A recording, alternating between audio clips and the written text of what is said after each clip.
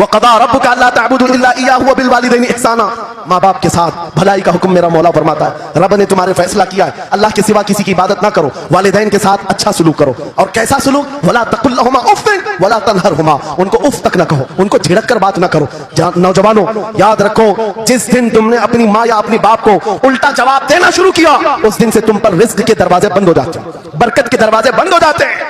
اور یہ تو بڑی بات ہے, حضرت مولانا روم فرماتے ہیں ماں یا باپ بچے کو بات کرنے میں جس دن ڈرنے لگ جائے, پتہ نہیں میرا بیٹا کیا سمجھے گا بولوں, جس دن وہ تم سے بات کرنے میں ڈرنے لگ جائے, سمجھ لو دنیا کا سب سے برا دن تمہارا شروع ہو چکا ہے. شروع ہو چکا ہے. ہونا تو یہ چاہیے کہ تمہاری جوانی نہیں, تمہاری عمر بیتنے کو آ گئی, اگر ماں باپ کو اللہ نے سلامت رکھا, چاہے وہ بوڑھے بستر مرض پر ہو, اس وقت بھی ادب کے بازو پھیلائے ہوئے ہوں, ادب کے بازو. آپ کو پتا ہے صحابہ اکرام بیٹھے, میرے آقا صلی اللہ علیہ وسلم, ایک خاتون آئی, رسول کھڑے ہو گئے, اپنی چادر بچھایا, اس خاتون کو بٹھایا. صحابہ کہتے ہیں ہم نے ایک خاتون کو, آئی ہوئی خاتون کو اتنا ادب کرتے ہوئے رسول اللہ کو پہلی بار دیکھ رہے تھے. وہ خاتون آئی, بیٹھی, مسکرائی, باتیں کی اور چلی گئی. صحابہ نے پوچھا یا رسول اللہ اس خاتون کا ادب کیا ہے؟ میرے آقا فرماتے ہیں یہ میری دائی, میری دودھ پلانے والی ماں حلیمہ سعدیہ, پیدا ہوئے نہیں, دودھ پلائی ہوئی ماں کا یہ ادب میرے نبی نے سکھایا. یہ اخلاق قرآن کے ہیں میرے عزیزوں, قرآن کے ہیں.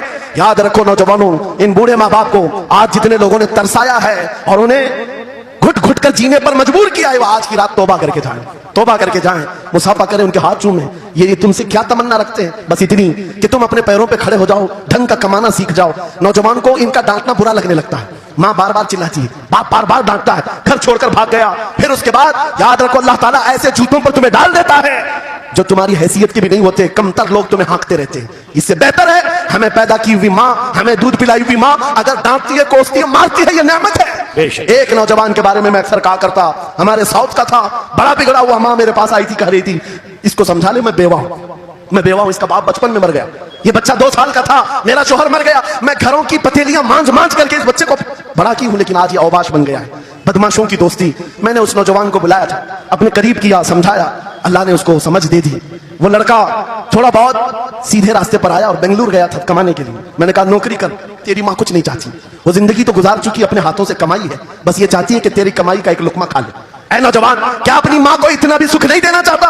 گیا تھا کمانے کے لیے. میرے عزیزوں آج بھی وہ موجود ہے, آج بھی ہے. وہ کمایا, مہینہ بھر گزرا تھا یا 2 مہینے, اپنی تنخواہ لے کر کے وطن واپس آیا. اپنے گھر کے پاس جس دن وہ پہنچا تھا, گھر کے باہر بہت بھیڑ جمی تھی. لوگوں سے پوچھا اس نے تو پتا چلا اس کی ماں آج ہی صبح انتقال کی. اللہ اکبر. وہ پیسوں کی گڈی لا کر کے جو کمایا تھا 1 مہینے 2 مہینے کی تنخواہ ماں کے قدموں میں رکھ دیا.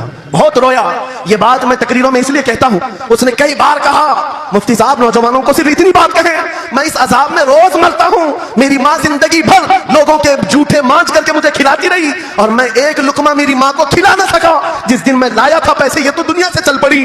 مجھے آج روز اس بات کا غم ستاتا ہے. آپ نوجوانوں سے خطاب کرتے ہیں, کم سے کم ان سے کہہ دیں کہ تمہارے ماں باپ زندہ ہیں, ہوش میں آ جاؤ, اپنے ہاتھوں سے ان کو کھلا تو سکو, ان کے ہاتھ پکڑ کر چلا تو سکو, اس لیے کہ دنیا کی عظیم نعمت ہے جس کا باپ زندہ ہے, جس کی ماں زندہ ہے, اس کے حق میں وہ دعا کر لیں. میرے آقا فرماتے ہیں نبیوں کی دعا امت کے برابر جو ہوتی ہے وہ باپ کی دعا بیٹے کے برابر ہوتی ہے.